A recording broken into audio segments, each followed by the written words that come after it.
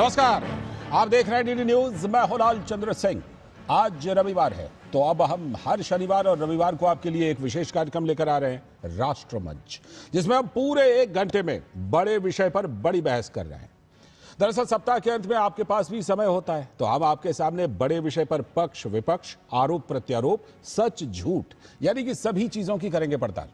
आज सबसे पहले हम आपको दिखा रहे हैं कि पश्चिम बंगाल में एक तरफ तो मुर्शिदाबाद में टीएमसी से निलंबित नेता हुमायूं कबीर का नई बाबरी मस्जिद की नींव का मामला है, तो दूसरी तरफ कोलकाता में सामूहिक गीता पाठ। ऐसा लग रहा है कि कुछ ही महीनों में होने वाले विधानसभा चुनावों में, पहले पश्चिम बंगाल में विधानसभा चुनाव से पहले यह पूरा प्लॉट तैयार हो रहा है। तो कुल मिलाकर पश्चिम बंगाल में कैसी और क्या हलचल है, ग्राउंड रिपोर्ट दिखाएंगे अपने संवाददाता के जरिए। फिर उसके बाद नेहरू जी की गलतियों पर छिड़े ताजा विवाद पर आज बड़ी बहस हम करने वाले हैं। लेकिन राष्ट्रमंच की आज की शुरुआत करते हैं पश्चिम बंगाल में चल रही जबरदस्त हलचल की खबर से। तो पश्चिम बंगाल में लगातार बढ़ते विवादों और तुष्टीकरण के आरोपों के बीच कोलकाता के ऐतिहासिक ब्रिगेड परेड ग्राउंड में आज लाखों सनातनियों ने सामूहिक गीता पाठ किया। भाजपा का आरोप है कि ममता बनर्जी की तुष्टीकरण की जो राजनीति है, तुष्टीकरण प्रधान राजनीति ने पश्चिम बंगाल को ऐसे मोड़ पर लाकर खड़ा कर दिया है जहां हुमायूं कबीर जैसे टीएमसी विधायक बाबर के नाम पर मस्जिद बनाने की खुलेआम अपील कर रहे हैं। भाजपा ने ममता सरकार पर आरोप लगाया कि यह उसी शासन का परिणाम है जिसने वर्षों से बहुसंख्यक समुदाय की आस्था को लगातार हाशिए पर धकेला है। इस राजनीतिक हलचल के बीच स्वामी रामदेव, धीरेन्द्र शास्त्री समेत कई संतों ने बड़ी संख्या में गीता पाठ में हिस्सा लिया और धार्मिक एवं सांस्कृतिक एकजुटता का संदेश दिया। गीता पाठ में उमड़ी विशाल भीड़ ने ममता सरकार को साफ संदेश दे दिया है कि राज्य में सनातन परंपरा को दबाने की किसी भी कोशिश का जवाब अब जनता खुद देगी।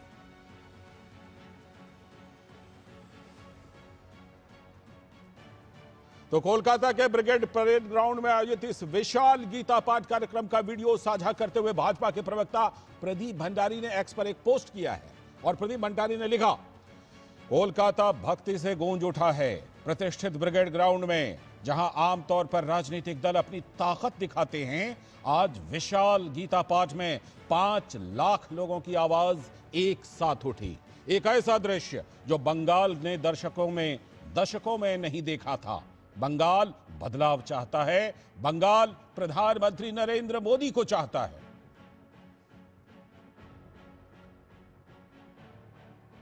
और अब बात हुमायूं कबीर की। हुमायूं कबीर जिनकी चर्चा पिछले कई दिनों से, उन्होंने कहा, मैं बंगाल का असदुद्दीन ओवैसी हूं। यह बयान दिया है टीएमसी से निकाले गए नहीं बल्कि निलंबित विधायक हुमायूं कबीर ने। पश्चिम बंगाल में धर्म की आड़ में राजनीति गरमा रही है। बीते शनिवार को कल ही पश्चिम बंगाल के मुर्शिदाबाद में हुमायूं कबीर ने बाबरी मस्जिद के नाम पर एक नई मस्जिद की नींव रखी। तो इसे लेकर तृणमूल ने हुमायूं कबीर पर आरोप लगाया है कि हुमायूं कबीर गद्दार हैं।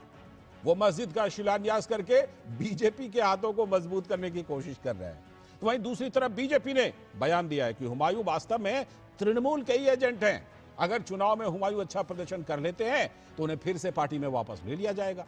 अब इन तर्कों का हुमायूं ने एक विस्फोटक दावा किया। उन्होंने कहा, मैं पश्चिम बंगाल का असदुद्दीन ओवैसी बन गया हूं। हैदराबाद में जैसे ओवैसी हैं, वैसे ही बंगाल में मैं हूं।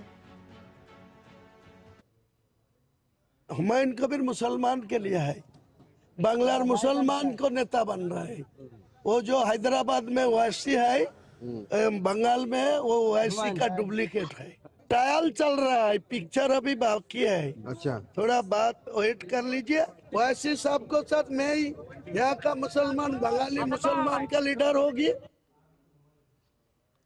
तो ये हुमायूं कबीर, मुझे लगता है कि पश्चिम बंगाल की विधानसभा चुनाव से पहले ये ऐसे तुरूप के इक्के टाइप के हो गए हैं जिस पर सबसे ज्यादा चर्चा इन दिनों है।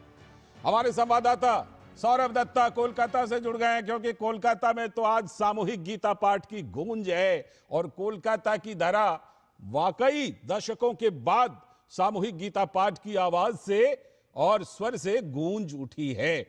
सौरभ, एक तरफ बाबरी मस्जिद का शोर और दूसरी तरफ ये सामूहिक गीता पाठ की गूंज, कोलकाता से बिल्कुल ऐसा लगता है कि पूरा पश्चिम बंगाल और कोलकाता राजधानी बिल्कुल आने वाले विधानसभा चुनाव की गर्माहट इस सर्दी के मौसम में भी बड़ी जबरदस्त गर्माहट महसूस हो रही है।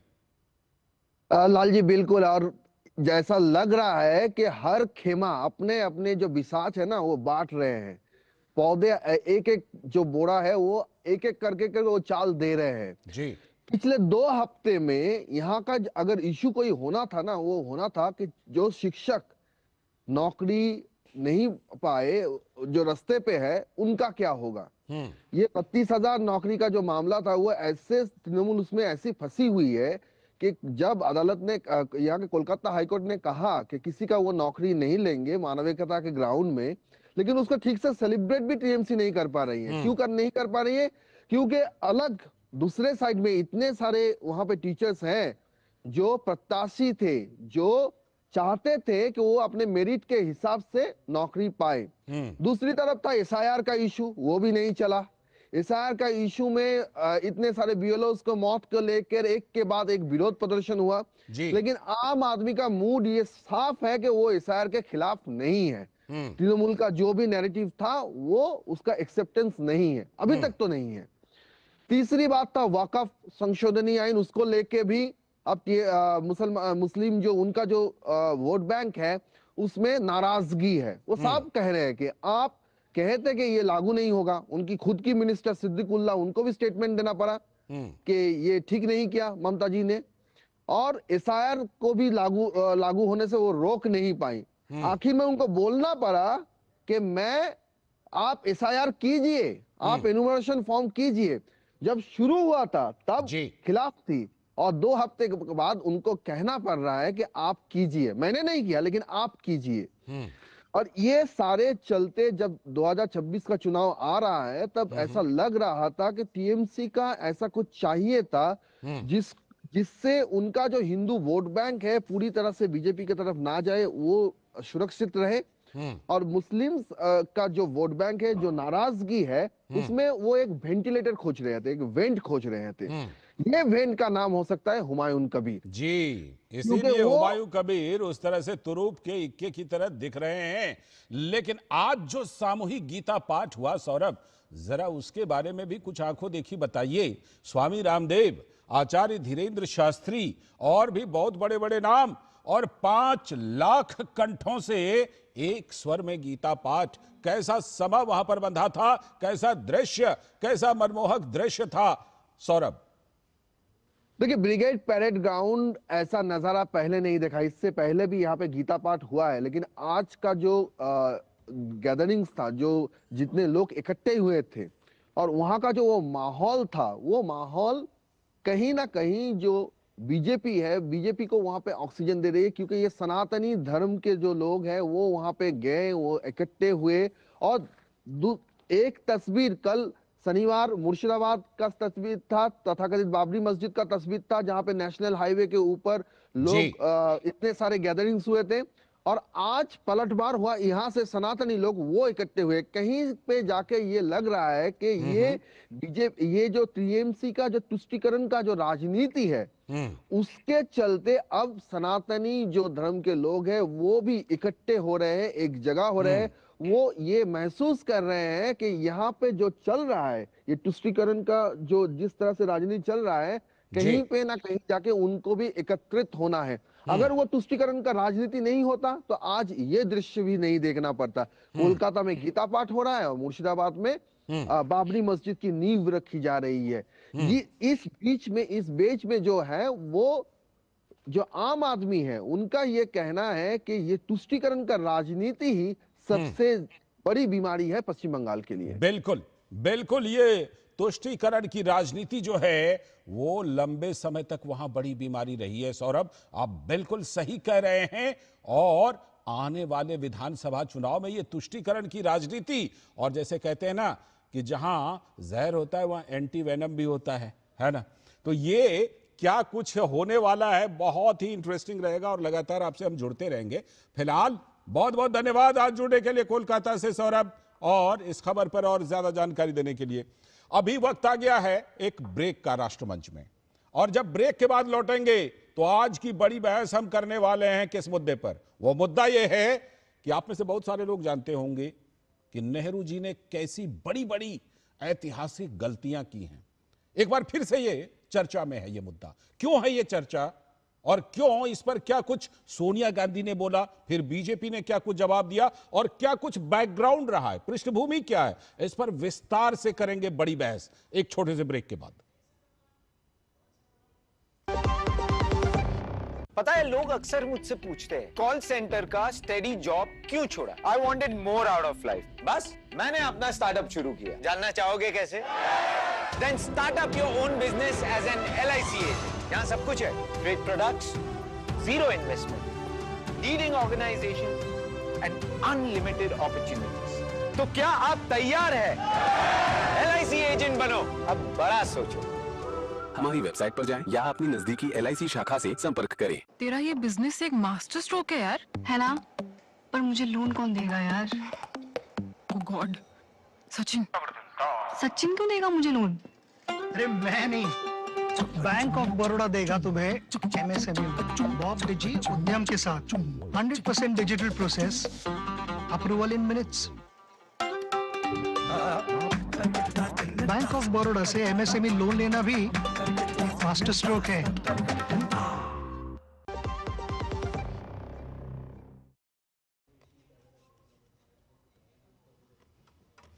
स्वागत है ब्रेक के बाद। आप देख रहे हैं DD न्यूज पर राष्ट्रमंच। बड़ा विषय, बड़ी बहस, और आज की जो बड़ी बहस है वो इस मुद्दे पर है कि नेहरू जी की जो ऐतिहासिक गलतियां हैं उस पर ताजा विवाद क्या है। क्योंकि सोनिया गांधी ने एक कार्यक्रम में कुछ कहा और उसके बाद बीजेपी ने जवाब दिया, तो बीजेपी ने चुन चुन कर गिनाए कि ये थी नेहरू जी की नीति, ये थी उपलब्धियां, ये थी विरासत, और इस पर जो है बहुत सारी चीजें पहले भी हो चुकी हैं। लेकिन अभी सोनिया गांधी के बयान और बीजेपी के जवाब की वजह से यह विषय चर्चा में है। तो आज हम बड़ी बहस में इसी पर बात करेंगे कि क्या कुछ यह विषय है और क्या कुछ इतिहास में ऐसा हुआ है। इस पर हम जुड़ेंगे, लेकिन पहले जरा देखते हैं कि कांग्रेस की वरिष्ठ नेता सोनिया गांधी ने क्या कहा। उन्होंने कहा कि सत्ताधारी दल का मुख्य उद्देश्य नेहरू को एक व्यक्ति के रूप में कमजोर दिखाना और भारत की आजादी की लड़ाई में उनकी विश्व स्तर पर भूमिका को खत्म करना है, यह आरोप लगाए।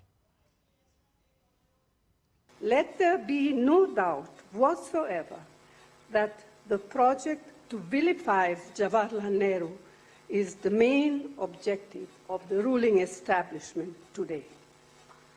Their goal is not just to erase him, it is actually to destroy the social, political, and economic foundations on which our nation has been founded and built.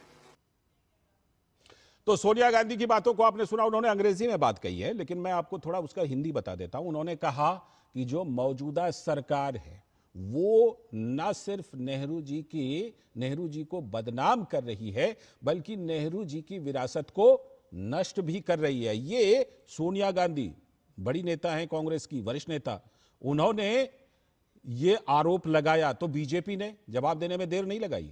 Bhajpa के प्रवक्ता संबित पात्रा ने एक प्रेस कॉन्फ्रेंस को संबोधित करते हुए कांग्रेस पर निशाना साधा और संबित पात्रा ने कहा कि सोनिया गांधी ने हाल ही में बीजेपी पर नेहरू जी की लेगेसी को खत्म करने का आरोप लगाया था। केवल नेहरू जी की लेगेसी को जीवित रखने के लिए अन्य कांग्रेसी या गैर कांग्रेसी नेताओं की लेगेसी को खत्म किया गया है। सरदार पटेल के साथ भी ऐसा हुआ। सरदार पटेल और नेताजी सुभाष चंद्र बोस को कांग्रेस ने दरकिनार कर दिया। साथ ही बाबा साहब अंबेडकर के साथ जो व्यवहार पंडित नेहरू का रहा था उसे तो पूरी दुनिया जानती है।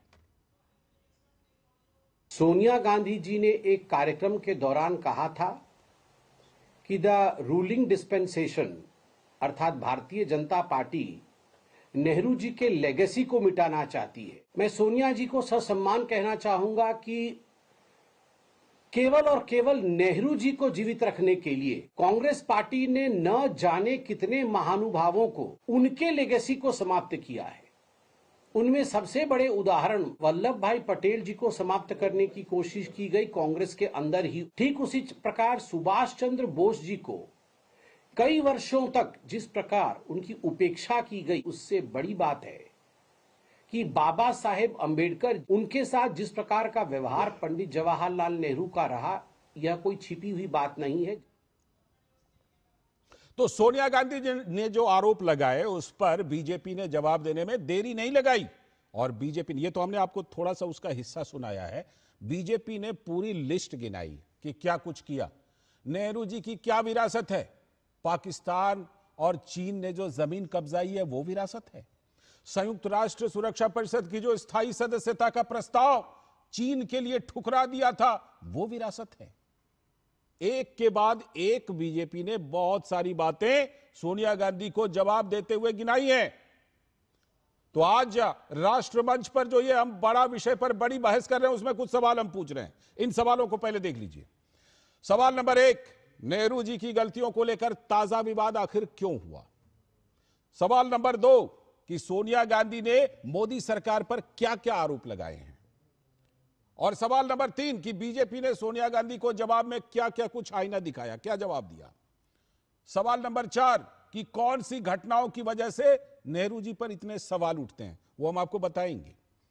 और नेहरू जी की गलतियों पर क्या कहते हैं प्रबुद्ध लेखक और विचारक, ये 5वां सवाल है। तो इन सारी चीजों पर हम इस बड़ी बहस में इन सभी सवालों पर बात करेंगे। और इसी पर बात करने के लिए बड़ी बहस में हमारे साथ जुड़ रहे हैं हमारे साथ डॉक्टर कौशल कांत मिश्रा जी, बीजेपी के प्रवक्ता, बहुत बहुत स्वागत। हमारे साथ doctor Hiraman Tiwari ji, professor Indian culture and history, JNU के, बहुत बहुत स्वागत सर।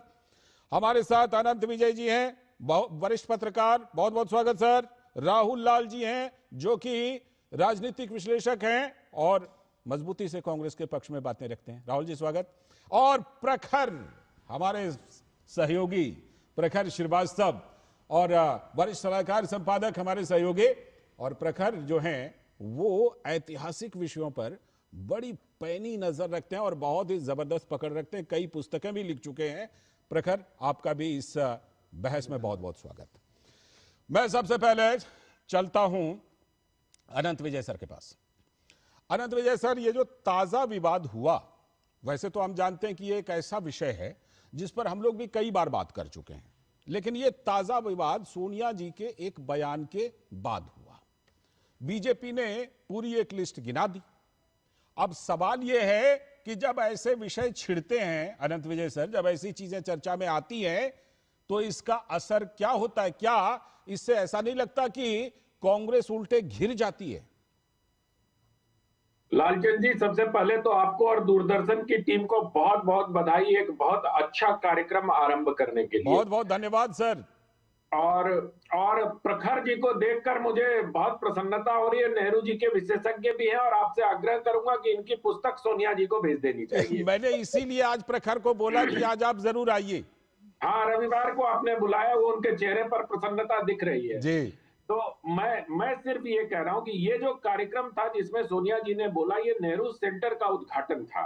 ये इसमें और बहुत मजेदार हुआ। मैंने पूरा वीडियो उस कार्यक्रम का देखा है। उस आपके दर्शकों को ये पता होना चाहिए कि जो अशोक वाजपेयी और पुरुषोत्तम अग्रवाल हिंदी के कवि और आलोचक हैं, वो मंच पे बैठे थे सोनिया जी के साथ भाई। और अशोक वाजपेयी ने ये स्थापित करने का प्रयास किया कि नेहरू जी विश्व गुरु थे और नेहरू जी को विश्व गुरु बनाने की आवश्यकता नहीं है। इसमें उन्होंने 2 उदाहरण दिए कि किस प्रकार से रूस के एक व्यक्ति को जब वो नोबेल पुरस्कार मिला और उसको क्रुश्चेव वहां से निकालना चाह रहे थे तो नेहरू जी के हस्तक्षेप के बाद वहां रुका। फिर एक ऐसे और उदाहरण देके, मतलब चमचागिरी की पराकाष्ठा थी भाई। आप देखिए कि सोनिया गांधी के सम्मुख, लेकिन आज सोनिया जी ने इस विवाद को छेड़ दिया। ये विवाद गाहे बगाए नेहरू जी को लेकर उठता रहता है। अभी राजनाथ जी ने भी मनीबेन पटेल की किताब के हिसाब से भी बताया, आज मैंने भी दैनिक जागरण के अपने स्तंभ में नेहरू जी के बारे में उस पर लिखा है। लेकिन मुझे लगता है कि सोनिया जी नाहक इस विवाद को छेड़ रही है, क्योंकि इस विवाद में नेहरू जी की फजीहत तय है। मैंने इसीलिए कहा कि क्या लाभ मिलता है इसको छेड़कर, क्योंकि कई सवाल उठने लगते हैं फिर, और बीजेपी ने देर नहीं लगाई सवाल करने में। मैं तो आज बाबा साहब अंबेडकर का परिनिर्वाण दिवस था 6 दिसंबर को, शायद कार्यक्रम उसी के आसपास हुआ है। तो उसी दिन सोनिया गांधी जी को ये याद दिलाने की आवश्यकता थी कि उनके परिवार में तमाम लोगों को भारत रत्न जल्दी जल्दी जल्दी जल्दी दे दिए गए और बाबा साहब को भारत रत्न किसने दिया ये याद करने की आवश्यकता आज बाबा साहब अंबेडकर जी को लेकर वो कहते हैं संविधान की रक्षा करने वाले बाबा साहब का क्या सम्मान किया, या बाबा साहब की राय कम्युनिस्टों और कांग्रेसियों के बारे में क्या थी? हीरामन जी और प्रखर जी दोनों बैठे ही ये बता सकते हैं। बिल्कुल बिल्कुल बिल्कुल, मैं आपके पास लौटता हूं और आपने अच्छा किया कि जिक्र कर दिया। मैं डॉक्टर हीरामन तिवारी सर, जो लेगेसी की बात हुई, यही वर्ड था कि नेहरू जी की लेगेसी को नष्ट करने की कोशिश हो रही है। अब जब लेगेसी की बात हुई तो बीजेपी लेगेसी की लिस्ट लेकर आ गई, बीजेपी ने लेगेसी की पूरी लिस्ट गिनाने लगी बीजेपी। तो जो सवाल मैंने अनंत विजय सर से पूछा था कि इसमें डॉक्टर हीरामन तिवारी जी, ये जब कभी भी विषय उठेगा तो ये तो बात वहां तक जाएगी, फिर बात तो वहां तक चली गई और सिर्फ 1947 तक नहीं रुकी, बात तो वहां तक भी गई कि नेताजी सुभाष चंद्र बोस के साथ कांग्रेस ने क्या किया था, वो सारी बातें निकल कर आने लगती हैं। सो लालचंद जी, 3 बातें मैं कहना चाहूंगा। सबसे पहले मैं आनंद विजय भाई साहब के स्वर में अपना स्वर मिलाना चाहता हूं। बहुत बहुत आपको का अभिनंदन इस कार्यक्रम को प्रारंभ करने के लिए, और सदैव मुझे प्रसन्नता होती है आपके साथ बात। आप मुक्त कंठ एंकर हैं। दूसरा ये है कि एक मुझे थोड़ी हिचकिचाहट हो रही थी जब प्रखर जैसे प्रबुद्ध व्यक्ति और हमारे अनंत विजय, जिनको मैं मेधातिथि कहता हूं, जिसको हम अंग्रेजी में करंट इंटेलेक्चुअल कहते हैं, क्या बात है, बहुत खूब। तो इनके सामने मुझे बुलाने का कोई मतलब नहीं था। और तीसरी बात मैं कहना चाहता हूं कि इन्होंने अपने स्तंभ में आज वो एक झंडा गाड़ दिया है, जिसको मैंने वो स्तंभ पढ़ा है, मैंने भी वो स्तंभ पढ़ा है। मुझे लगता है तो ये जो अनंत जी ने बिल्कुल ठीक कहा कि ये विषय छेड़ करके, मुझे लगता है कांग्रेस पार्टी और उनकी जो मुखिया हैं, कम से कम पार्लियामेंट्री पार्टी की जो चीफ हैं, उन्होंने ये, मुझे नहीं लगता है कि नेहरू के विषय में कोई अच्छी बात कही होगी। बहुत ऐसे विषय हैं और जैसा कि आप बताते हैं कि जब वो परतें खुलने लगती हैं तो इतनी सारी परतें हैं। आप 1947, 48, 49, 50, 57, 62 अनेक ऐसे उदाहरण हैं जहां पर नेहरू का आप चाहे उदारमना कहिए, और उन्होंने जो बहुत सुंदर उल्लेख किया कि वो विश्व गुरु हैं। क्योंकि आपने हेरिटेज की बात की, विरासत की बात की, मैं एक थोड़ा सा परिहास रूप में कह दूं, क्योंकि प्रधानमंत्री मोदी जी का मंत्र भी तो है ना, विकास भी विरासत भी। चाहे विरासत सकारात्मक हो या जैसी नकारात्मक हो, दोनों विरासतों पर चर्चा होना आवश्यक है। और जब चर्चा ऐसे प्रखंड से आए जो विरासत का कर्णधार है, तो उसमें नेहरू जी ने क्या क्या किया है सबको पता है। चाहे वो 87,000 वर्ग किलोमीटर हो, चाहे वो 37,000 वर्ग किलोमीटर हो, एक तरह से चाइना को और पाकिस्तान को बांट दिया, इतना बड़ा उदार व्यक्ति। फिर जम्मू और कश्मीर के साथ क्या किया, आर्टिकल 370 और 35A, इन सबको लेकर के जो पिछले 7 दशकों में जो वो चल रहा था, मुझे लगता है कि अगर कोई दूसरा विषय आ रहा हूं राहुल लाल जी, अब आप ही के पास मैं आऊंगा, आप ही के पास अब आऊंगा ही। हाँ, मैं लौटता हूं डॉक्टर हीरामन तिवारी। और एक अंतिम बात, अनंत विजय ने एक बहुत अच्छी बात छेड़ी है। कल के दिन जो जिस प्रकार की बात की गई, मुझे लगता है यदि अंबेडकर के विषय में भी माननीय सोनिया गांधी कुछ बोल देती तो अच्छा लगता, कि वो फूल माला तो चढ़ा देंगे, लेकिन क्यों इस प्रकार से इतनी अवहेलना की गई इतने बड़े व्यक्तित्व का, जिसको मैं वाल्मीकि जी के बाद एक जो संविधान के जो निर्माता जिनको कहा जाता है, जिनकी वजह से हम और आप स्वतंत्र रूप से बात कर रहे हैं, ऐसे व्यक्ति के विषय में कितनी अवहेलना की गई सबको पता है। जी, मैं लौटता हूं आपके पास, राहुल लाल जी के पास ही अब मैं आता हूं, उसके बाद प्रखर और कौशल जी के पास जाऊंगा। राहुल जी, बीजेपी ने लिस्ट गिना दी कि कौन कौन सी विरासत की बात करें, और बात सिर्फ बीजेपी की नहीं है राहुल जी, हम अभी कुछ देर में दिखाएंगे भी अपने टेलीविजन स्क्रीन पर। स्वर्गीय नटवर सिंह, अभी कुछ ही दिन पहले, कुछ महीने पहले उनका देहांत हुआ है। स्वर्गीय नटवर सिंह जी, जो कि जवाहरलाल नेहरू जी, इंदिरा गांधी जी, राजीव गांधी जी और यहां तक कि सोनिया गांधी जी, इन सभी के साथ उन्होंने काम किया, और उन्होंने अपनी जिंदगी का निचोड़ एक पुस्तक में डाला, one life is not enough. क्या कुछ लिखा है राहुल लाल जी उसमें? किन किन बड़ी बड़ी गलतियों का जिक्र किया है स्वर्गीय नटवर सिंह जी ने अपनी उस पुस्तक में, राहुल लाल जी। तो ये बात तो सिर्फ बीजेपी की है नहीं। तो ऐसे में इस मुद्दे को सोनिया गांधी जी ने उठा करके क्या किया? एक तरह का फुल टॉस गेंद फेंकने का काम किया। लालचंद जी, सबसे पहले तो राष्ट्रमंच कार्यक्रम के लिए आपको बहुत बहुत बधाई। बहुत बहुत धन्यवाद राहुल जी, और आपका बहुत बहुत स्वागत। जुड़ते रहिए इस कार्यक्रम में। ना बिल्कुल जुड़ता रहूंगा। और अपने असहमति के स्वर, मुझे पता है कि इस पैनल में जितने सारे लोग हैं उनसे मेरे राय बिल्कुल अलग है, तो इसलिए वो असहमति का स्वर भी मैं आपके राष्ट्रमंच पे आकर बिल्कुल रखता रहूंगा। बिल्कुल। अब देखिए मुझे अब देखिए सबसे महत्वपूर्ण चीज कि इस पूरे प्रकरण में सोनिया गांधी जी के बयान के बाद कांग्रेस फंसती हुई नजर आ रही है कि भारतीय जनता पार्टी फंसती हुई नजर आ रही है। ये चीज सोचना और देखना पड़ेगा हम लोगों को। और मैं एक चीज दावा, लालचंद जी देखिए, यहाँ पे प्रखर जी भी हैं, अनंत विजय जी भी हैं, तमाम लोग हैं। मैं जो भी चीज कहूंगा बिल्कुल तथ्यों के आधार पे कहूंगा, उसके परे एक शब्द भी दाएं बाएं में नहीं जाऊंगा। ये भी मैं पूरा विश्वास दिलाता हूं लालचंद जी आपको। अब देखिए, नंबर वन चीज कि नेहरू जी की विरासत देखिए, नेहरू जी देश के प्रथम प्रधानमंत्री थे और 200 वर्षों के अंग्रेजों के गुलामी के बाद नए भारत की पूरे सृजन की भूमिका उनके पास थी। क्या उन्होंने उस नए भारत के सृजन का काम नहीं किया? मैं तो देखिए, सबसे विवादास्पद मामला जिसको लेके संघ परिवार विशेषकर तमाम लोग जो है कि नेहरू जी को घेरते रहते हैं, वो है उनके जम्मू कश्मीर की नीति को लेके। मैं वहीं से शुरू करता हूं, जम्मू कश्मीर वाले नीति से ही शुरू करता हूं।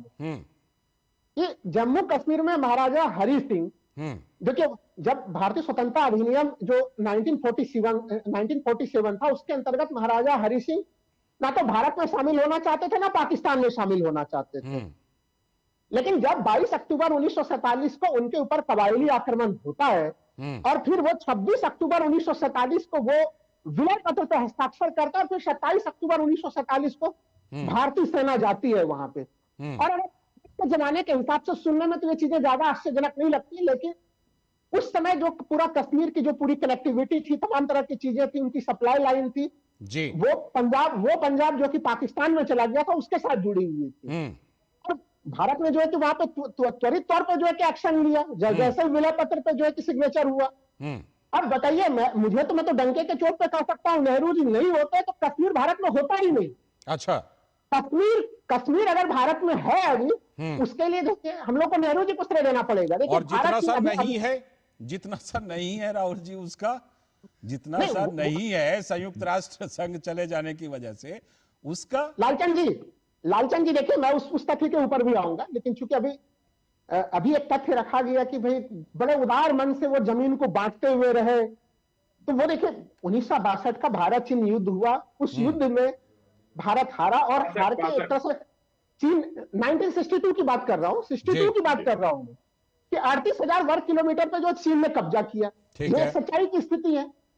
एक युद्ध लड़ी गई है, युद्ध में हार और जीत होती है उस परिस्थितियों के अनुसार। लेकिन मैं तो हमें अभी भी याद है 14 नवंबर 1962 को संसद में उसमें एक प्रस्ताव पारित किया गया था सर्वसम्मति से, और वो प्रस्ताव क्या था कि एक एक इंच जमीन को लेने के लिए भारत लगातार कृतसंकल्पित रहेगा।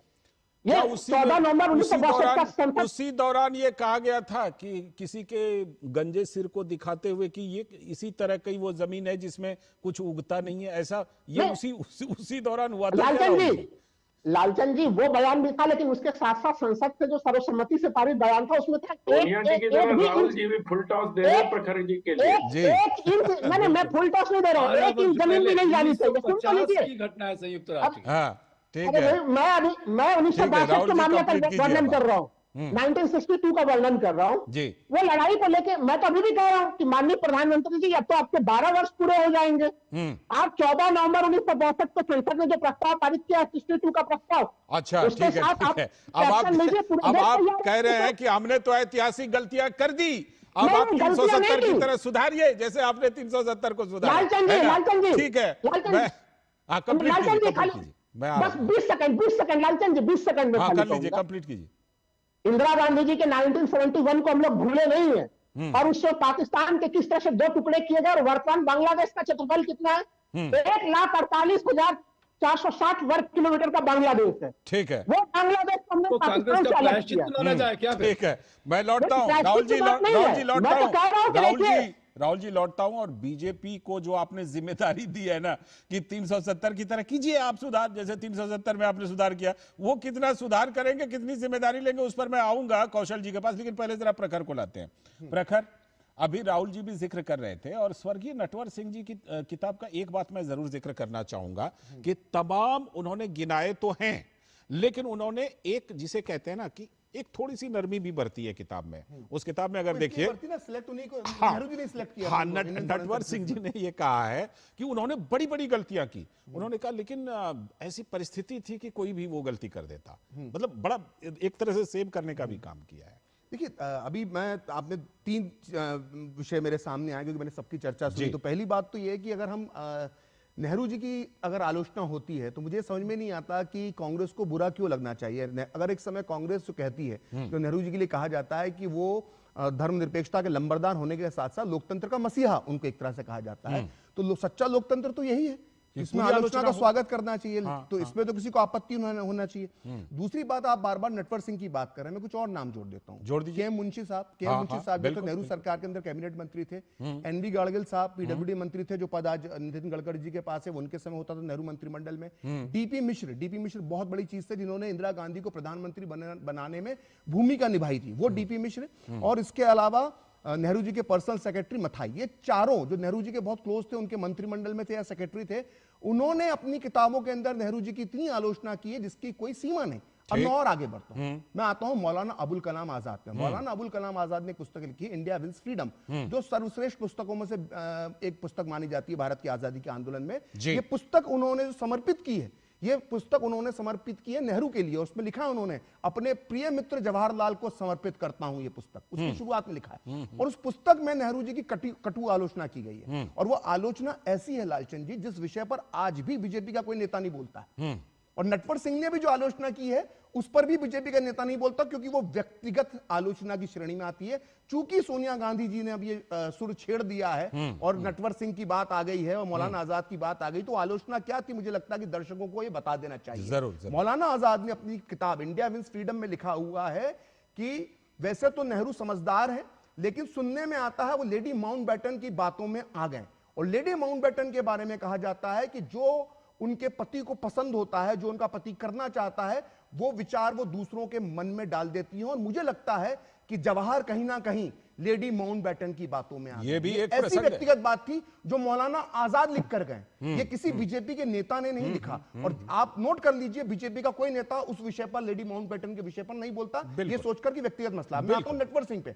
नटवर सिंह लिखते हैं जो अपनी पुस्तक में, जिसका बार बार जिक्र कर रहे हैं, Natwar Singh one life not enough में लिखते हैं कि जब नेहरू चीन यात्रा से वापस आए, वहां पर उन्होंने माओ से मुलाकात की और चौ एन लाई से मुलाकात की। और मुलाकात आने के बाद उनका पहला हॉल्ट कोलकाता में बना, जिसको उस वक्त कलकत्ता कहा जाता था। वहां से उन्होंने जो पहला काम किया, उन्होंने लेडी माउंटबेटन को पत्र लिखा। ये नटवर सिंह लिखते हैं। वो पत्र selected works of Jawaharlal Nehru के अंदर छपा भी है, उसको कोई भी आसानी से देख सकता है। अम्बेडकर जी की हार के बाद भी इस तरह की चिट्ठी लिखते थे। अम्बेडकर जी को ऐसे हराया। ये जो नटवर सिंह ने आरोप लगाया, मैं ये बता रहा हूं आपको, ये आप बहुत महत्वपूर्ण है। तो नटवर सिंह लिखते हैं कि नेहरू जी ने जो पहला काम किया चीन यात्रा से आने के बाद, उन्होंने पहला पत्र लेडी माउंटबेटन को लिखा। और लेडी माउंटबेटन के साथ उन्होंने सारे विचार शेयर कर लिए कि माओ मेरे बारे में क्या सोचते हैं, मैं माओ के बारे में क्या सोचता हूं, चौ एन लाई के बारे में मैं क्या सोचता हूं, वो क्या सोचते हैं, हमारी क्या बात हुई, हम क्या सोच रहे हैं। और उन्होंने ये सारी जानकारी एक विदेशी महिला लेडी माउंटबेटन को दे दी। नटवर सिंह लिखते हैं। और नटवर सिंह उसके बाद लिखते हैं, नटवर सिंह लिखते हैं कि क्या एक प्रधानमंत्री जो पद और गोपनीयता की शपथ लेता है, क्या वो ये बातें एक विदेशी महिला को बता देता है, तो क्या ये शपथ का उल्लंघन नहीं है? सोचिए, मौलाना आजाद जो नेहरू जी के मित्र थे, नटवर सिंह जो गांधी परिवार के बेहद खास, जिन्होंने खुद नेहरू जी ने भर्ती किया था इंडियन फॉरेन सर्विसेज में उनको, वो दोनों लेडी माउंटबेटन के साथ उनके संबंधों को कटघरे में खड़ा करते हुए इतने गंभीर आरोप लगाते हैं। बीजेपी का कोई नेता लेडी माउंटबेटन की बात नहीं करता। ठीक। तो ये इस तरह के तो आरोप कांग्रेस वालों ने लगाए। माउंटबेटन भी अपने आप में, मैं बता दूं दर्शकों की, एक अलग चैप्टर है। क्योंकि जिस समय भारत को आजादी मिली, जिस तरह लॉर्ड माउंटबेटन को भारत के हिस्से का वायसराय बनाया गया, माउंटबेटन चाहते थे पाकिस्तान के हिस्से का भी वायसराय बनना। जिन्ना ने साफ तौर पर इनकार कर दिया। और लॉर्ड माउंटबेटन के वायसराय बनने के बाद आगे क्या क्या हुआ, उसी से जुड़ा हुआ मसला है कि नेहरू जी कश्मीर मुद्दे को संयुक्त राष्ट्र लेकर गए लॉर्ड माउंटबेटन के कहने पर ही। मैं डॉक्टर कौशल कांत मिश्रा जी, राहुल लाल जी ने अभी बात की और बात करके कहा कि भाई मतलब एक तरह से स्वीकार किया कि हाँ बड़ी बड़ी गलतियां हुई हैं, 370 लागू करने की भी मैं उसको इस तरह से ले रहा हूं, 370 की भी गलती हुई थी, आपने सुधार दी ना। उसी तरह वो कह रहे हैं कि भाई 12 साल से आप सत्ता में हैं, सुधारिए, आपके पास है अवसर सुधारने का। कौशल कांत जी। लालचंद जी, सुना दो चीजें जो मुझे समझ में आई कि पहली चीज, व्यक्तिगत सोनिया जी को ये लगता है कि हम नेहरू जी के लिए व्यक्तिगत हैं या नेहरू जी पे क्यों टच करते हैं। पहले तो ये समझना है कि वो मोदी जी को अपना प्रधानमंत्री माने या ना माने, मैं, भारतीय जनता पार्टी और भारत का हर नागरिक नेहरू जी को अपना पहला प्रधानमंत्री मानता है, जिन्होंने भारत में जो कुछ भी हुआ अच्छा और बुरा सबके लिए हम उनके लिए रिस्पॉन्सिबिलिटी फिक्स करते हैं। तो ये व्यक्तिगत नहीं है। किसी भी कांग्रेसी को ये नहीं लगना चाहिए, किसी भी वक्ता को ये नहीं लगना चाहिए कि हम नेहरू को टारगेट कर रहे हैं। हम नेहरू जी को नहीं टारगेट कर रहे हैं, हम अपने भूतपूर्व प्रधानमंत्री जो 3 बार के प्रधानमंत्री रहे हैं, हम उनके बारे में बात करते हैं, क्योंकि उनकी की गई गलतियां या जो भी अच्छे काम है दोनों में भारत आज चल रहा है, इसलिए हम उनकी बात करते हैं। दूसरी बात, दूसरों की किताबों की बात हम बाद में करते हैं जी। पहले हम नेहरू जी जो खुद अपने लिए कहते थे या वो खुद लिखते थे, हम उनकी बात कर लेते जी। नेहरू जी खुद ही कहते थे ना कि वो पैदाइशी हिंदू हैं, व्यवहार से वो मुसलमान है और वेशभूषा और काम में वो क्रिश्चियन है। ये नेहरू जी अपने लिए खुद ही कहते थे। नेहरू जी की डिस्कवरी ऑफ इंडिया में उन्होंने अपने बारे में जो लिखा है खुद, पेज नंबर 269,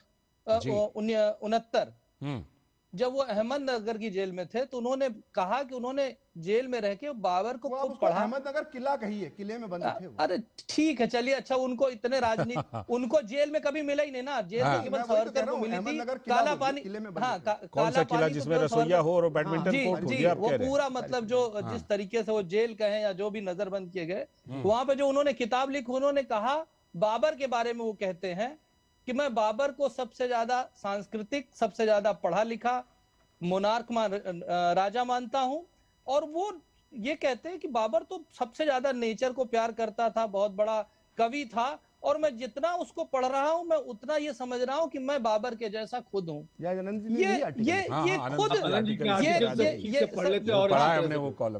ये खुद इन्होंने नेहरू जी ने लिखा है, और वो ये कह रहे हैं कि बाबर तो बहुत ही धार्मिक था, उसे किसी धर्मनिरपेक्ष था, जबकि वहीं बाबरनामा में बाबर खुद ये कहता है कि मैंने जो मूर्ति पूजक हैं उनकी गर्दनों को काट करके जो उनका जो मीनार बनाया उनकी गर्दनों का, बाबरनामा में और भी बहुत सारी बाबरनामा में और बहुत सारी चीजें हैं। और मुझे गाजी की उपाधि इसलिए मिली क्योंकि मैंने ये सब किया। और दूसरी तरफ जो नेहरू जी खुद अपने आप को बाबर से कंपेयर कर रहे हैं। ठीक है, तो मैंने किसी और को कोट नहीं किया। मैं लेता हूं, राहुल जी आप जवाब दीजिए। लालचंद जी, देखिए, नेहरू जी के गलतियों को ढूंढते ढूंढते हमें लग रहा है कि भारतीय जनता पार्टी खुद फंसती हुई नजर आ रही है। जब आप भाई देखिए, अगर इतिहास 47 तक जाएगा तो इतिहास इसके ऊपर भी जाएगा कि विभाजन में कौन लोग शामिल थे, उस समय की क्या भूमिका चल रही थी। मैं केवल ज्यादा समय नहीं लूंगा, समय का मैं यहाँ पे कई सारे प्रतिष्ठित लोग मौजूद हैं, इसीलिए तो मैंने आपको अवसर दिया है, बोलिए। मैं यही चीज कह रहा हूं कि आप सोच के देखिए ना कि अभी हम लोग जब 370 की बात होती है, जम्मू कश्मीर की बात होती है, श्यामा प्रसाद मुखर्जी की भी बात होती है, और श्यामा प्रसाद मुखर्जी किसके सरकार में मंत्री बन रहे थे?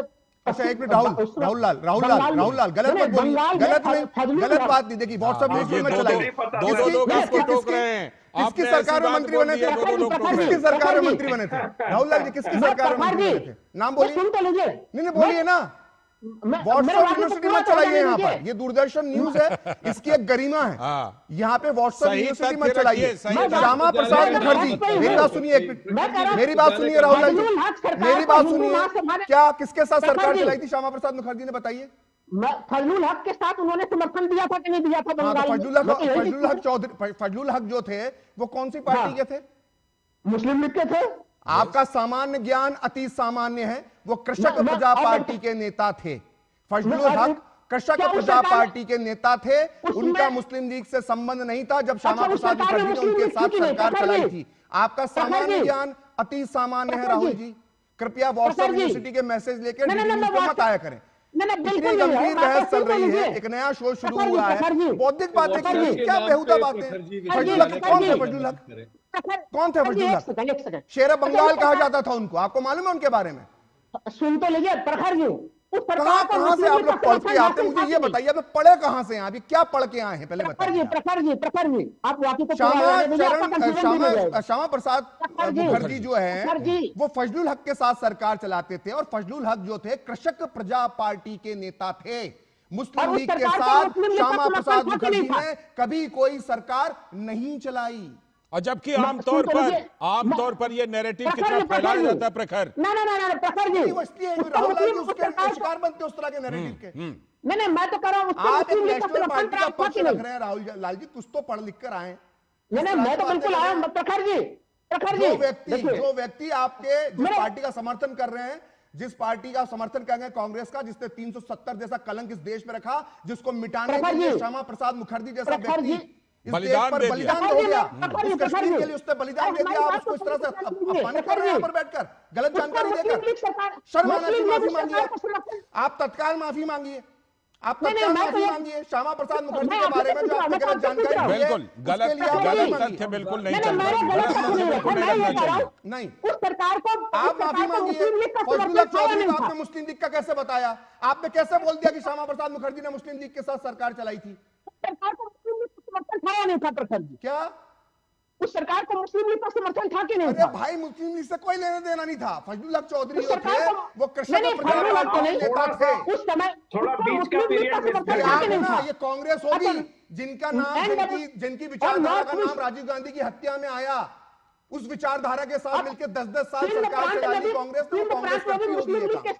आप कंफ्यूज हो रहे हैं। ठीक है राहुल जी क्या आपने यहाँ पर एक बिल्कुल ऐसी जानकारी रखी जो एक गलत नैरेटिव सोशल मीडिया वगैरह पर आजकल चलती रहती है? ना लालचंद जी, मैं तो ये कह रहा हूँ, दिक्कत क्या, माफी मांग लीजिए। नहीं मैं कह रहा हूँ कि क्या उसमें सिंध प्रांत में मुस्लिम लीग की साथ सरकार बनी थी कि नहीं बनी थी? मुस्लिम की बात कर रहे थे अभी, आपने कहा श्यामा प्रसाद मुखर्जी ने सरकार चलाई। अब आप मत बदलिए, आप सीधे माफी मांगिए। आरोप लगाया, पहले माफी मांगिए। अगर हमने नेहरू पे कोई गलत बात बोली है, आप हमसे बोलिए, हम उस पर माफी मांग लेकर हमने गलत तथ्य दिया होगा तो। मैं तो अब मेरे तथ्य को पूरा सुन तो लीजिएगा प्रखर जी, मैं तो कह रहा हूँ पूरा सुनने लायक बोलिए सही। नॉर्थ वेस्ट फ्रंटियर प्रोविंस, वहां पे भी देखिए एक तरह से मुस्लिम लीग और हिंदू महासभा के मिलकर सरकार बनी थी कि नहीं बनी थी? यहाँ तक तो ये स्थिति भी हो गई थी। अब आपका फिर सामान्य या नती सामान्य? अरे NWFP में खान अब्दुल गफ्फार खान के छोटे भाई डॉक्टर साहब की सरकार थी, कांग्रेस की सरकार थी वो। वहां पे कब मुस्लिम लीग की सरकार बन गई? वहां पे नहीं, वहां पे भी मुस्लिम लीग का समर्थन कहीं से भी कोई भी विषय भाई, नेहरू के विषय भाई, लौट जाइए विषय पर, लौट जाइए, चलिए लौट जाइए विषय पर। बिना माफी के लौट जाइए। वैसे राहुल बिना माफी के आपको छोड़ दिया, चलिए आगे आइए। दरअसल ऐसे नैरेटिव ये इतना चलता है ना प्रखर के, राहुल जी भी मुझे लगता है कि लोगों ने किया ना, चर्चा करें, बहुत अच्छा विषय है लालचंद जी, नैरेटिव। मैं इस चर्चा को बढ़ाऊंगा, आप सभी के पास आऊंगा। एक छोटा सा ब्रेक ले लेते हैं, एक छोटे से ब्रेक के बाद लौटते हैं। राहुल जी थोड़ा पानी पीजिए, छोटे से ब्रेक के बाद मैं लौटता हूं। एक छोटा सा ब्रेक लेते हैं, उसके बाद फिर बड़ी बहस जारी रखेंगे राष्ट्रमंच पर। LIC युवा प्रोफेशनल्स के लिए लाए हैं नवजीवन श्री। करें नियमित प्रीमियम का भुगतान, जीवन बीमा का आनंद लें, प्राप्त करें प्रीमियम के प्रतिशत पर गारंटीकृत एडिशंस। अपने वित्तीय लक्ष्यों के अनुरूप मैच्योरिटी पर गारंटीकृत धनराशि पाएं। मौजूदा पॉलिसी धारकों के लिए आकर्षक अतिरिक्त लाभ आज ही खरीदें। कौन है जो जोड़े देश को? विकसित भारत का विकसित भारत।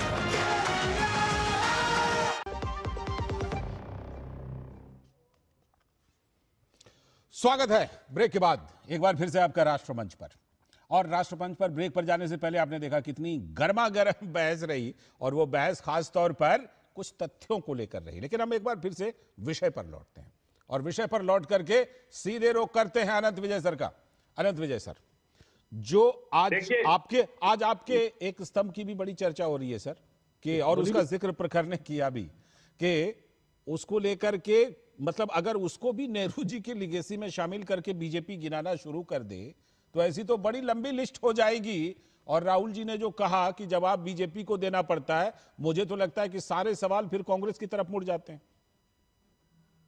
दरअसल क्या है ना, कांग्रेस पार्टी के जो कर्ता धर्ता जो भाषण लिखकर देने वाले लोग हैं, इन दिनों भ्रमित हैं।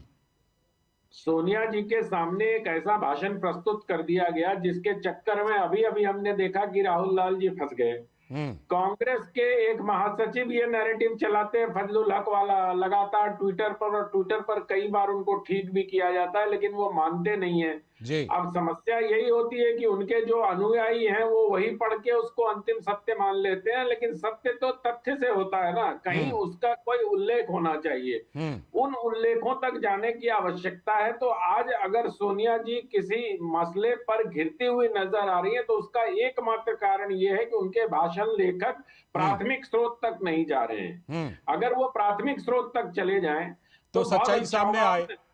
आपने मेरे एक उसकी चर्चा की, वो तो हम मतलब लिख दिया हो गया, लेकिन उसके बाद जब मुझे थोड़ा उत्साहजनक प्रतिक्रिया मिली तो मैंने ग्लिम्पसेस ऑफ वर्ल्ड हिस्ट्री पढ़ा। ग्लिम्पसेस ऑफ वर्ल्ड हिस्ट्री में तो बाबर की उससे भी ज्यादा प्रशंसा की है नेहरू जी ने। क्या बात, मतलब वो तो अद्भुत है। तो उसका भी अगर कभी अवसर मिलेगा तो मैं प्रखर जी से बातचीत करके संक्षेप में एक दो हाईलाइट रख ही दीजिए सर।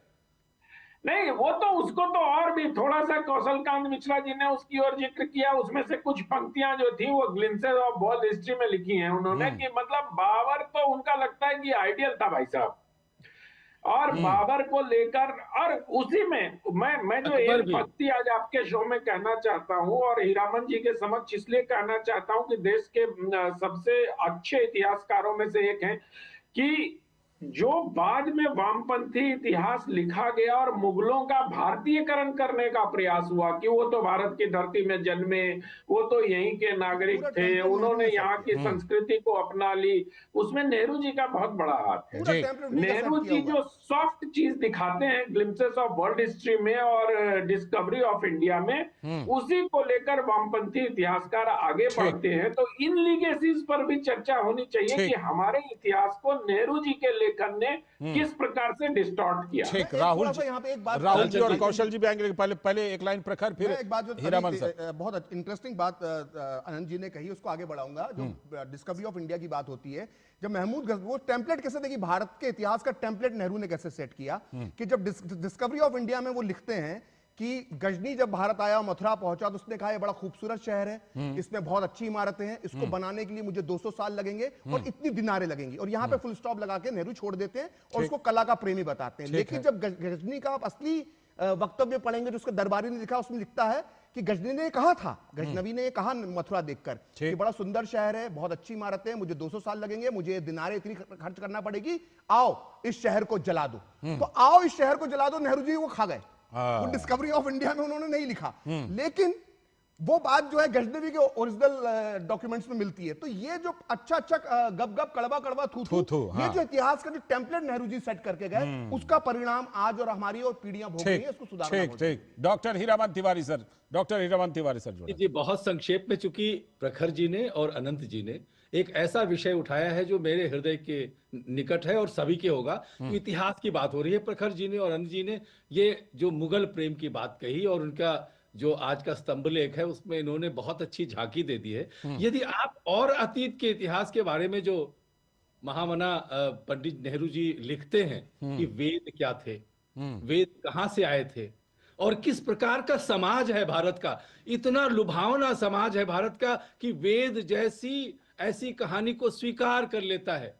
उनका जो वक्तव्य है कि जिसको हम कहते हैं कि वेद अपौरुषेय है, उसको लेकर के इतनी आपत्ति स्वयं नेहरू जी को होती है। कहते हैं ये इतना भोलापन कैसे भारतीय समाज में हो सकता है कि कोई चीज जो अपौरुषेय हो उसका इतना इस तरह से मान लिया जाए। फिर वेद के जो लेखक जो समाज में हमारे विषमता है उसका श्रेय या उसका दोष जो भी आप कहना चाहें, एक आर्य थे जो बाहर से ये ज्ञान लेकर के आए थे, उस ज्ञान को जैसे बताया गया वैसे स्वीकार कर लिया गया। तो इतिहास लेखन की जो प्रखर जी ने और अनंत जी ने जो बात की, जिसको हिस्टोरियोग्राफी हम कहते हैं कि 20वीं शताब्दी के जो इतिहासकार हैं बड़े बड़े एमिनेंट, उन्होंने इस प्रकार से इसको रचा है कि वेद हमारे ग्रंथ इस प्रकार के हैं ही नहीं जिस प्रकार से हमको जानना चाहिए। और यही जो हमारे मुगल मैं कह शासक रहा हैं, आक्रांता हैं, लुटेरे यही हैं, मैं कह रहा तो था इतने कला प्रेमी, कि इतने जब विद्वान ये थे विषय कि अकबर छिड़ेगा ने ना, और सबने क्या क्या नहीं किया।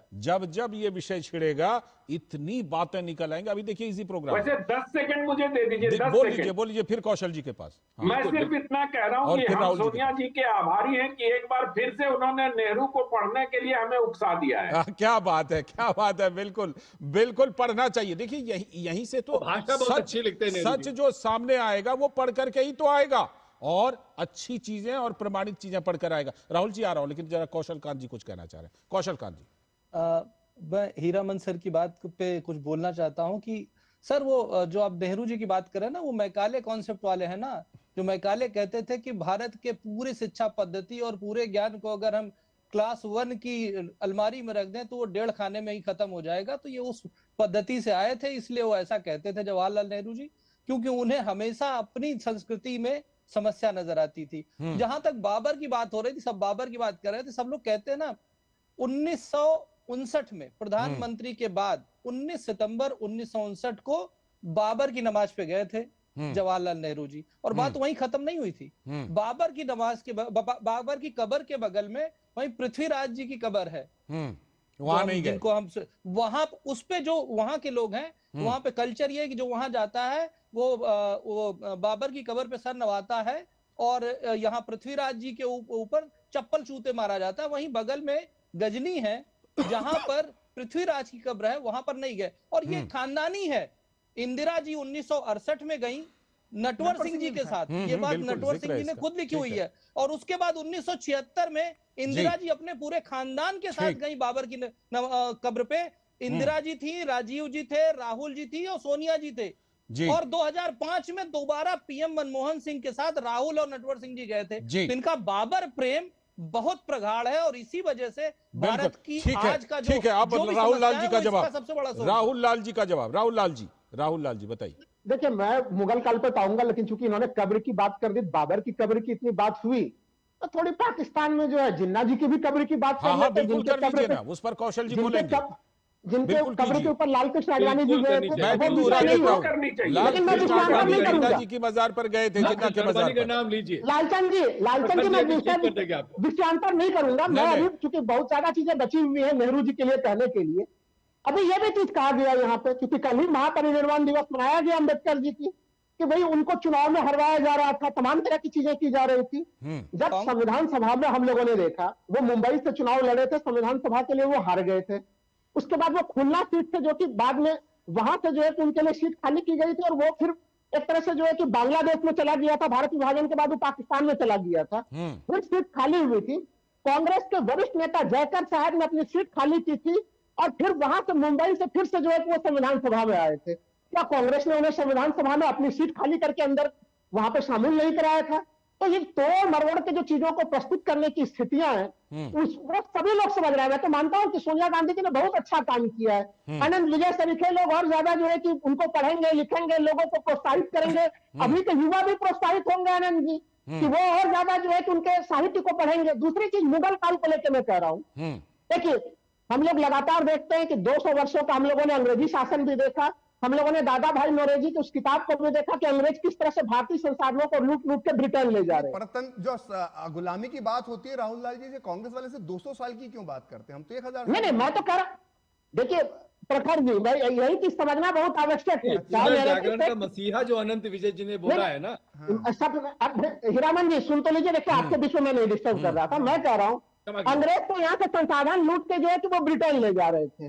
भाई ये जो ठीक है, तमाम अत्याचार की कहानियां हुई है मुगल काल के समय में या दिल्ली सल्तनत के समय में भी। मैं तो दिल्ली सल्तनत भी जोड़ लेता हूँ, मुगल काल भी जोड़ लेता हूँ।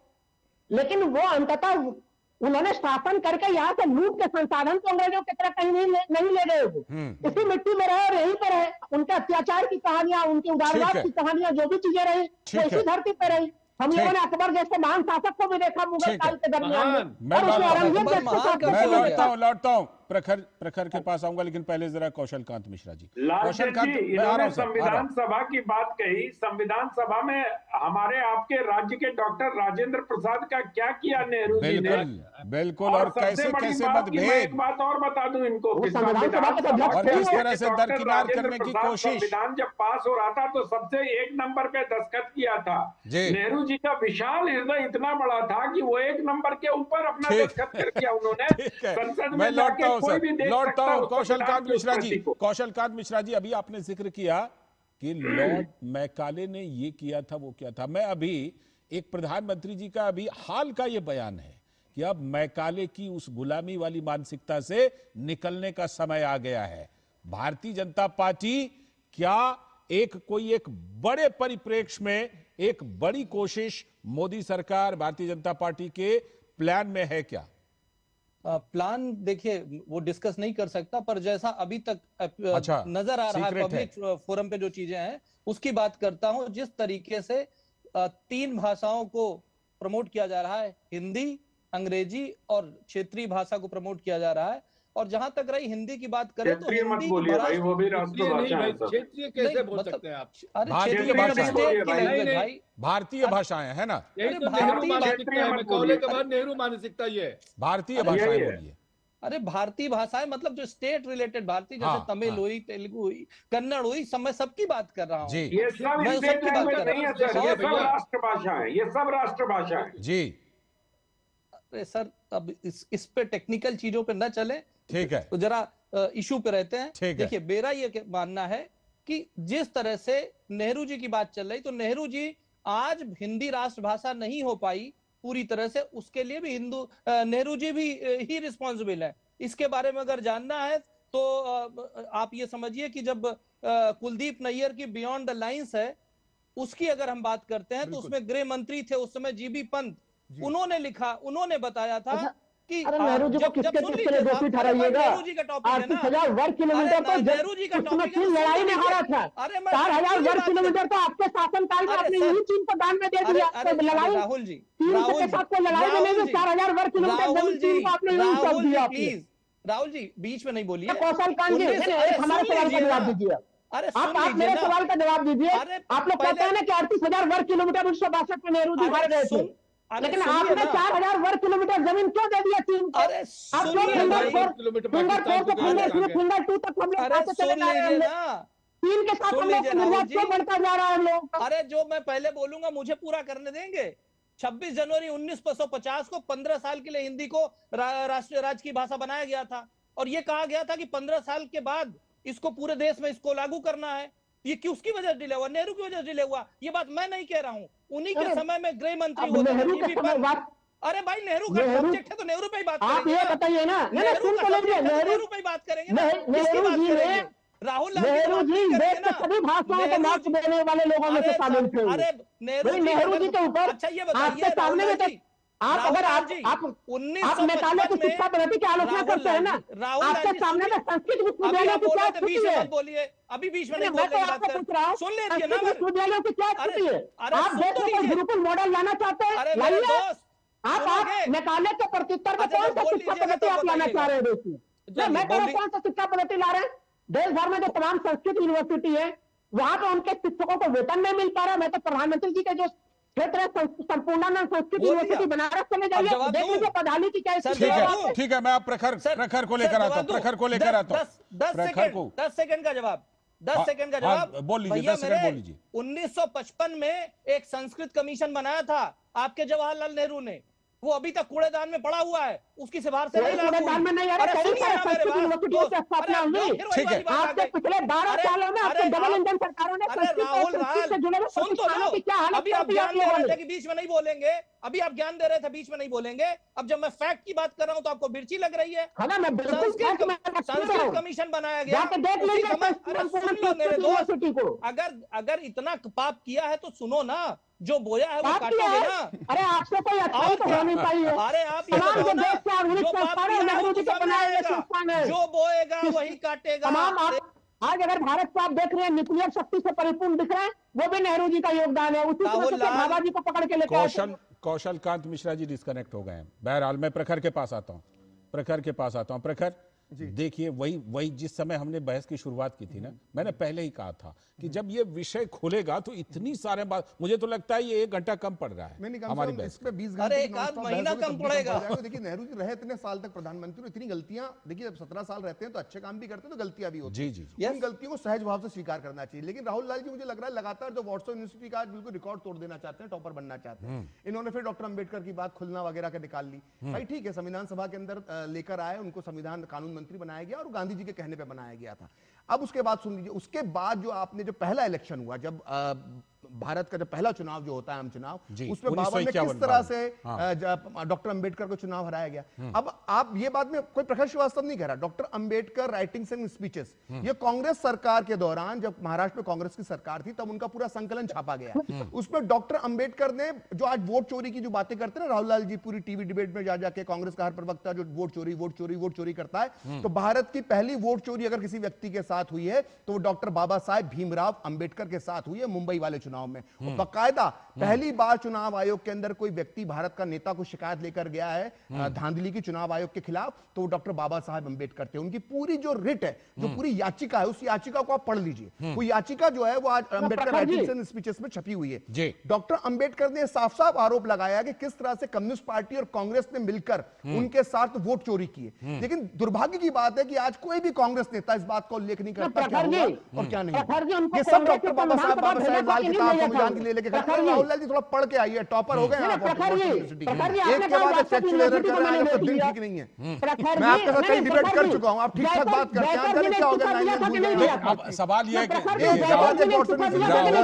राहुल जी सही तथ्य अगर रखेंगे, राहुल जी अगर सही तथ्य रखेंगे तो फिर तो बात वही होगी कि फिर जो है लालचंद जी, राहुल जी कुछ मत कीजिए, ऑनलाइन पढ़ा हुआ है अंबेडकर राइटिंग्स एंड स्पीचेस, उसमें जाइए और अंबेडकर की जो पूरी याचिका है जो उन्होंने चुनाव आयोग की शिकायत करती हुए कोर्ट गए थे, वो एक बार पढ़ लीजिए। अब डॉक्टर अंबेडकर के लिखे शब्दों पे तो भरोसा करेंगे ना राहुल लाल जी, कि उस पर भी भरोसा नहीं करेंगे। प्रखर जी, मुझे तो आपके शब्दों पर भी भरोसा है, अंबेडकर जी के शब्दों पर। तो जब वो कह गए डॉक्टर, तो बोलिए ना, वोट चोरी का इतिहास जब लिखा जाएगा तो पहला नाम जो आएगा कांग्रेस का आएगा, शिकार के रूप में पहला व्यक्ति जो आएंगे डॉक्टर बाबा साहब अंबेडकर आएंगे। आप जबरदस्ती साबित करना चाहते हैं। और मैं डॉक्टर अंबेडकर ने नेहरू के लिए क्या क्या बोला है ना, डॉक्टर अंबेडकर, पहले मुझे बोलने दीजिए, मैं आपके बीच में नहीं बोला, मुझे बोलने दीजिए 1 मिनट। डॉक्टर अंबेडकर ने अगर नेहरू जी के लिए जो बोला है ना, वो मैं यहां पर बता दूंगा ना तो आपको दिक्कत हो जाएगी। उन्होंने ये तक कहा कि नेहरू मानसिक रूप से विक्षिप्त हैं, इनको पागल खाने भेज देना चाहिए। ये डॉक्टर अंबेडकर की स्पीच है नेहरू के बारे में, सुनना चाहेंगे आप? है हिम्मत आप में सुनने की?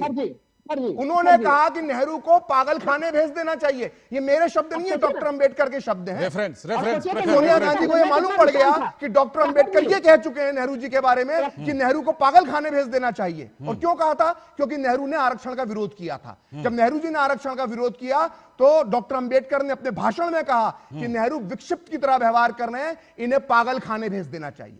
ये डॉक्टर अंबेडकर के शब्द हैं नेहरू के बारे में।